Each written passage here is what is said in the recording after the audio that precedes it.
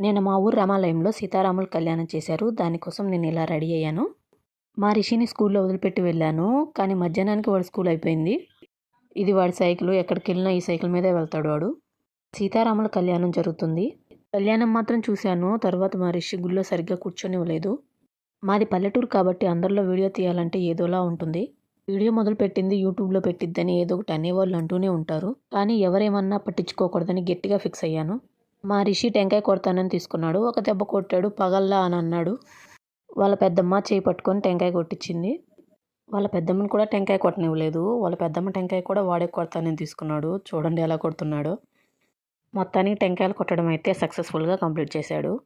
కొట్టిన టెంకాయ ఎక్కడ పెట్టాలా అని చూస్తున్నాడు. ఎవరికి ఇవ్వలేదు. వాడే తీసుకొని దేవుడి దగ్గర పెట్టాడు. తర్వాత గుడి మొత్తం తిరిగాడు. కళ్యాణం అయితే కంప్లీట్ అయిపోయింది. తర్వాత భోజనాలు పెట్టారు. అంతే వీడియో. నెక్స్ట్ వీడియోలో కలుద్దాం. సబ్స్క్రైబ్ చేసుకోండి.